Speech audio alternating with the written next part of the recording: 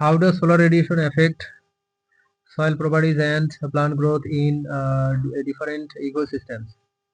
বিভিন্ন বাস্তুতন্ত্রে সৌর বিকিরণ কিভাবে মাটির বৈশিষ্ট্য এবং উদ্ভিদের বৃদ্ধিকে প্রভাবিত করে?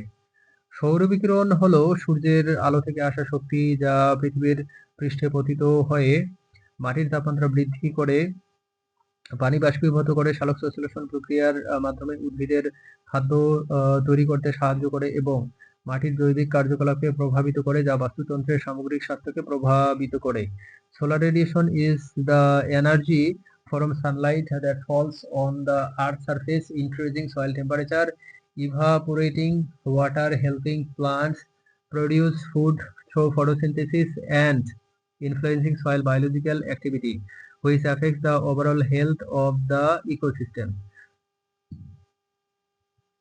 সৌর বিকিরণের পরিমাণ নির্ভর করে অক্ষাংশ, ঋতু, দিনের সময়, মেঘের আচ্ছাদন এবং ভূমি ঢালের ওপর। যেখানে নিরক্ষীয় অঞ্চলে সারা বছর বেশি সৌর বিকিরণ পাওয়া যায়, যা উদ্ভিদের দ্রুত বৃদ্ধিতে সহায়ক। The amount of solar radiation depends on latitude, season, time of day, cloud cover, and slope, where equatorial regions receive more solar radiation throughout the year, which helps in rapid plant growth.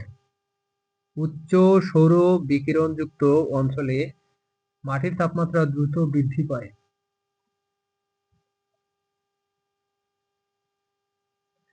যা পানি বাষ্পীভবনের হার বাড়িয়ে তোলে এবং মাটির আর্দ্রতা কমিয়ে দেয়। ফলে খরা সহনশীল উদ্ভিদ প্রজাতি সেখানে ভালোভাবে টিকে থাকতে পারে। In regions with high solar radiation, soil temperature increases rapidly, which increases the rate of water evaporation and reduce soil moisture, allowing drought-tolerant plant species to thrive there. কম সৌর বিকিরণযুক্ত অঞ্চলে মাটির তাপমাত্রা তুলনামূলকভাবে কম থাকে, যা শীতল আবহাওয়ায় জন্মানো উদ্ভিদ মাটির জন্য অনুকূল পরিবেশ তৈরি করে এবং মাটির জৈবিক কার্যকলাপকে ধীরে ধীরে সম্পন্ন করতে সাহায্য করে। In regions with low solar radiation, soil temperature is relatively low, which creates a favorable environment for plant species that grow in cool climates and helps in slowly completing soil biological activity. সৌর বিকিরণ মাটির জৈব পদার্থের বিয়োজন এবং পুষ্টি উপাদানের প্রাপ্যতাকেও প্রভাবিত করে, যেখানে উচ্চ বিকিরণ জৈব পদার্থের দ্রুত বিয়োজন ঘটিয়ে পুষ্টি উপাদান দ্রুত মুক্ত করে, যা উদ্ভিদের জন্য তাৎক্ষণিক পুষ্টির উৎস হিসেবে কাজ করে। Solar radiation also affects the decomposition of soil organic matter and the availability of nutrients, where high radiation causes rapid decomposition of organic matter, quickly releasing nutrients, which acts as an immediate source of nutrient for plants. উদাহরণস্বরূপ, মরুভূমিতে তীব্র সৌর বিকিরণের কারণে মাটির তাপমাত্রা খুব বেশি থাকে এবং পানি দ্রুত বাষ্পীভূত হয়ে যায়, তাই সেখানে ক্যাকটাস এবং অন্যান্য খরা সহনশীল উদ্ভিদ জন্মায়।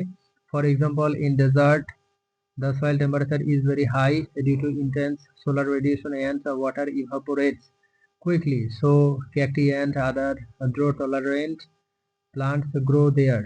ক্রান্তীয় বৃষ্টিবহুল বনভূমিতে প্রচুর সৌর বিকিরণ এবং আর্দ্রতা থাকার কারণে গাছপালা খুব দ্রুত বৃদ্ধি পায় এবং জীববৈচিত্র্য সমৃদ্ধ হয়।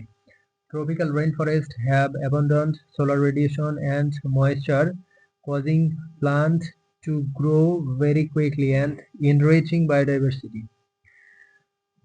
উচ্চ পর্বতমালায় সৌর বিকিরণ বেশি থাকলেও তাপমাত্রা কম থাকার কারণে সেখানে অ্যালপাইন উদ্ভিদ জন্মায়, যারা শীতল আবহাওয়ায় টিকে থাকতে পারে। Although solar radiation is high in high mountain regions, alpine plants grow there due to low temperature, as they can survive in cold climates.